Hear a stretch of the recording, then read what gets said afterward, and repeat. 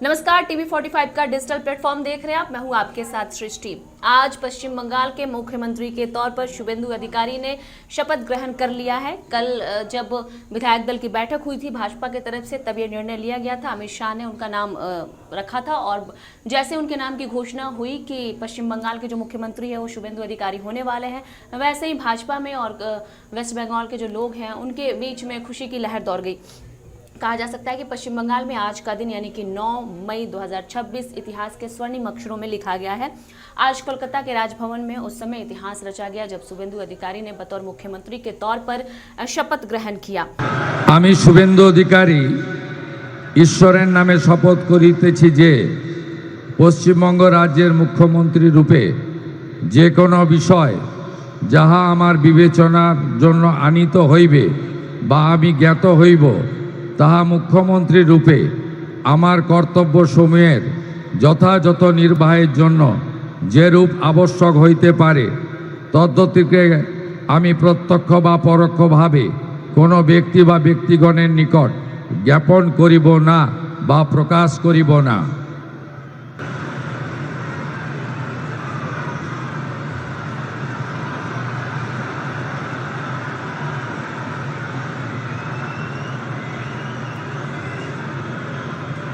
और कहा जा सकता है कि ये सिर्फ और सिर्फ एक शपथ ग्रहण नहीं था, बल्कि जो राजनीतिक समीकरण चला आ रहा था विगत 15 सालों से, उसको बदलने का भी एक चैलेंज कह सकते हैं। शुभेंदु अधिकारी इसको चैलेंज के रूप में स्वीकार करे तो ज़्यादा बेहतर है, क्योंकि 15 सालों से जो बंगाल का राजनीतिक समीकरण था कुछ अलग तरीके से था और 15 साल से किसी भी राजनीतिक गढ़ को बदल कर आप अगर नई शुरुआत करते हैं तो वाकई जितना खुशी का पल भाजपा के लिए है उतना ही ये चैलेंज से भी भरा होने वाला है शुभेंदु अधिकारी के लिए एक मुख्यमंत्री के तौर पर पद लेना।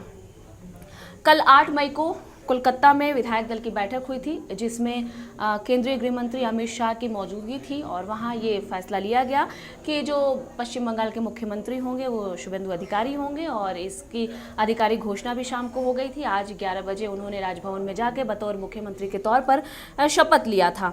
हम आपको बता दें कि सिर्फ और सिर्फ ये शुभेंदु अधिकारी की निजी जीत तो बिल्कुल भी नहीं है, क्योंकि पिछली बार 2021 चुनाव की अगर हम बात करें तो नंदीग्राम से उन्होंने पश्चिम बंगाल के मुख्यमंत्री ममता बनर्जी को हराया था और इस बार ममता बनर्जी को 2 सीटों से उन्होंने हराया है, नंदीग्राम से भी और भवानीपुर से भी। ये जो दोनों सीटें थी इस बार के विधानसभा चुनाव में सबसे ज़्यादा हॉट सीट थी जिसकी चर्चाएं खूब हो रही थी।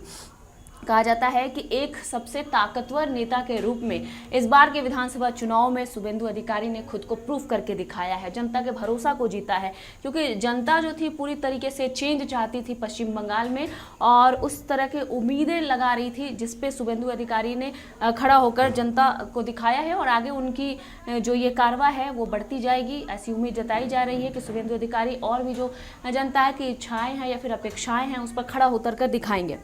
और उन्होंने शुभेंदु अधिकारी ने जब बतौर मुख्यमंत्री के तौर पर शपथ लिया तो उन्होंने ये कहा है, जनता से अपनी बातों को रखते हुए कहा है कि हमने जो आप लोगों से वादे किए हैं वो वादे को हम हर हाल में पूरा करेंगे। हमारा सोनार बांग्ला का जो कंसेप्ट है मैं उसको लेकर आगे बढ़ूंगा, उस पर काम करूंगा और एक एक छोटी छोटी बातें जिसकी हमने आपके साथ चर्चा की है उसको अक्षरशः पूरा करने की मैं कोशिश करूंगा।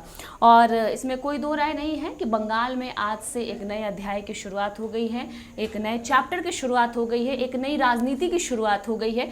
तो देखते हैं कि बतौर मुख्यमंत्री के तौर पर शुभेंदु अधिकारी किस तरीके से जनता के दिलों में जगह बना पाते हैं। क्या एक नेता के तौर पे जिस तरीके से उन्होंने खुद को प्रूफ किया है, लोगों को दिलों में जगह बनाई है, क्या मुख्यमंत्री के तौर पे भी उतना ही वो सफल हो पाते हैं?